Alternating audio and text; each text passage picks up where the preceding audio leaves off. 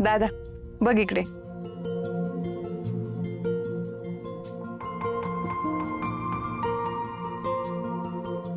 अरे कशाला एवढं सगळं करतेस तू? मला काही नवीन नोकरी लागली आहे का? किती वेळा सस्पेंड झालोय मी, किती वेळा पुन्हा मला सेवेत घेतले. दादा तू विसरला असशील, मी नाही विसरले. आज भाऊबीज आहे.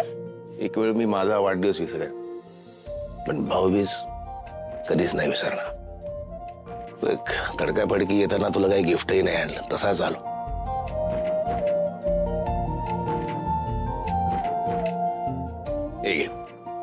दादा काही गरज नाहीये या पैशांची. हे बघ, हा 1 रुपया माझ्यासाठी लाख मोलाचा आहे, कारण तो तुझ्या इमानदारीचा आहे ना.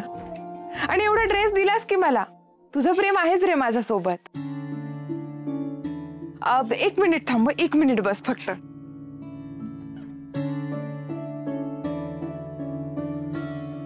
दादा तुझ्यासाठी भाऊबीजेचं गिफ्ट. कशाला गिफ्ट? मी काय लहान आहे का आता एवढं खर्च करायचं? अरे बघ तरी ते उघडून.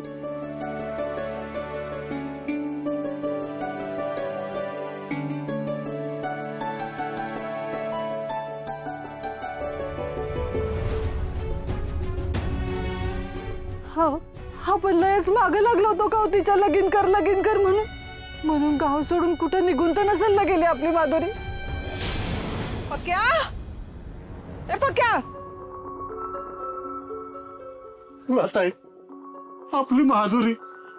शांत व्हा की वहिनी. पक्या हे बघा, आपली माधुरी कुठे जाणार नाही, इथंच कुठेतरी गेली असेल. गावात, देवळात, रानात सगळीकडे हुडकलं, आपली माधुरी नाही सापडली ग. तुमच्यात काय भांडण झालं होतं का? नाही हो भोईसाब, तसं काय बी झालं नव्हतं. लगीन ठरल्यापासून लई आनंदात होती ती. हळद लागली ना तेव्हा बी लई खुश होती बघा. आता कुणाची नजर लागली काही कळायला चालय.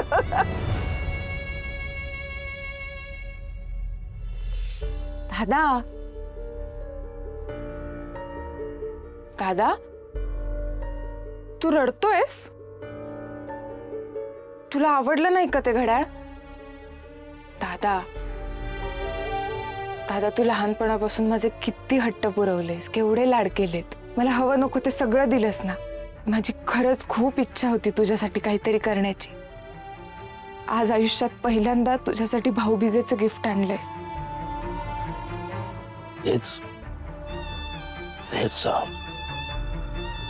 ती चिमणी आता मोठी झाली, कमवायला लागली, स्वतःच्या पायावर उभी राहिली. दादासाठी गिफ्ट आणायला लागली. मोठी होताना दादाला अंतर देऊ नकोस. दादा असं का बोलतोस रे तू नेहमी? दादा तू सर्वस्व आहेस माझं. मला तुझा आधार आयुष्यभर हवाय, म्हणून हे घड्याळ आणलंय तुला. काढ बघू त्या आधीच.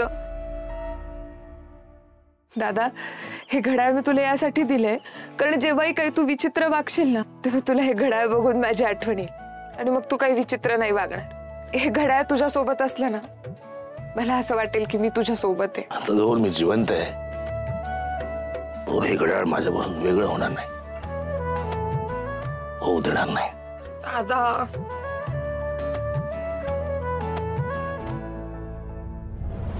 सगळं जे काय घडतंय ते आखरीच म्हणायचं नाही का? काय करायचं आता? वहिनी दादा तुम्ही आहे ना टेन्शन घेऊ नका. हे सगळे ना मी माझ्या सुधाकरला सांगते. पोलिसात ना त्यो असा हुडकून काढेल तिला. नको सुधाकरला नको का? गोपाळला सांगा, त्याला नक्कीच माहिती असणार आहे. गोपाळला सांग. गोपाळला चोरून भेटायची त्याला. तिनं त्याला सांगितलं असेल ती कुठं जाते ते. हे बघा आता ह्यामध्ये ना माझ्या गोपाळामध्ये घेऊ नका. आत्ताच त्याचं लगीन झालंय आणि तो माधुरीपासून लांबच राहत होता. तुझ्या लेकानंच माझ्या पोरीला गोड बोलून कुठं तर बाहेर पाठवलं असेल. पक्या तुझ्या चुकीचा खापर आहे ना तू माझ्या गोपाळावर फोडू नकस. तूच तिचं जबरदस्ती लगीन लावायला निघाला होतास, तेव्हा ती जीव द्यायला गेली होती. आणि तेव्हा गोपाळच आला ना तिला घेऊन, आणि तरी तू त्यालाच दोष देतोस. व्हायला देणार त्यालाच दोष देणार. तुझा लोक वरून साधा दिसतोय पण आतल्या गाठीचा ऐक्यो. हे बघ पक्या, माझ्या गोपाळाला आळ घालतोयस. तो अजून बी गावातच आहे. तुझी माधुरीच ना घर सोडून गेली आहे. आणि त्याला जर बोलवायचं असतं ना माधुरीला, तर तो बी तिच्या संग पळून गेला असता. तुझी माधुरीच ना कोणा दुसऱ्यावर पळून गेली आहे. ए फुलाताई, अगं काय बोलतेस तू? ये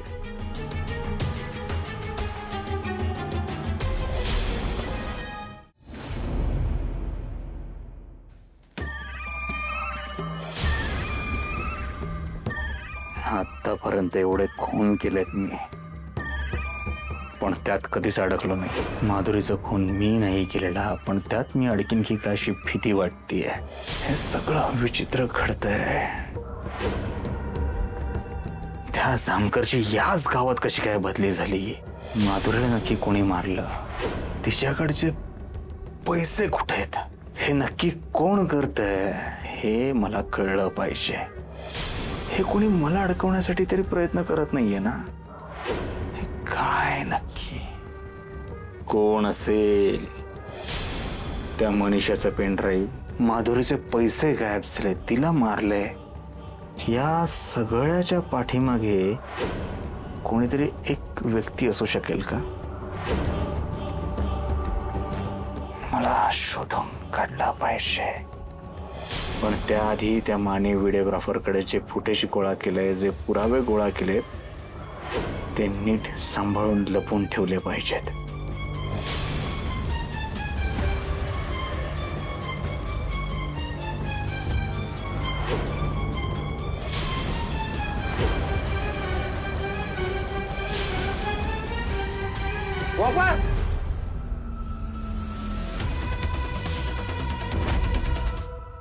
एवढंच काय काय झालं गोपाळ? हा अरे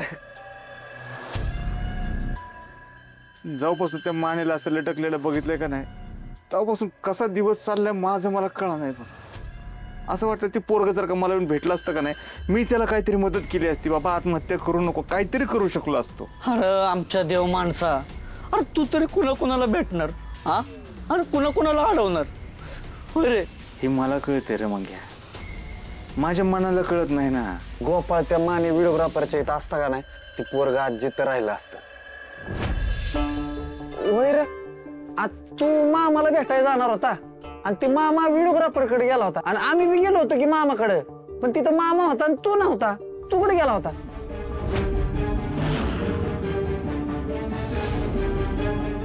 मी ते तुमच्या इथं निघालो, मग वाटत मला ते हे आठवलं. तुम्ही मला सांगितलं होतं का नाही, पक्या मामाचा राग ताजा आहे, डोक्यात राग घालून घेतलाय, रागाच्या भरात काहीतरी बोलेल, तुला काहीतरी करेल, हे आठवलं. मग मी थांबलो, म्हटलं राग शांत झाल्यावर दुसऱ्या दिवशी जाता येईल. सकाळी देवळात गेलो, देवाच्या पाया पडलो, देवाला प्रार्थना केली की आमची माधुरी जिथं कुठं असेल बाबा तिथनं सुखरूप घरी येऊ दे, आणि पक्या मामाची ना आमच्या घरात जी काही भांडणं आहेत ती पण मिटू दे. प्रार्थना केली, निघालो. बाहेर गुरुजी भेटले आपले, त्यांनी पेढा दिला, दिवाळीच्या शुभेच्छा दिल्या, ना आलो घरी. मग मी अरे ते जामकर साहेबाला वाटतंय की माधुरीचा त्या व्हिडिओवाल्याचा कांड आपल्याच गावातल्या कोणतरी केलाय. तुला काय वाटतंय? मला तर तसंच वाटतंय लागा, गावातलंच कोणतरी असणार आहे, नाहीतर अशी सटासट गावात माणसं गायब होत असतात. वय होय की लागा, ती जामकर का नाही लय हुशार माणूस आहे. ती बरोबर शोधून काढते का नाही बघ, की हे सगळं कोण करतंय ना, ती बरोबर शोधते.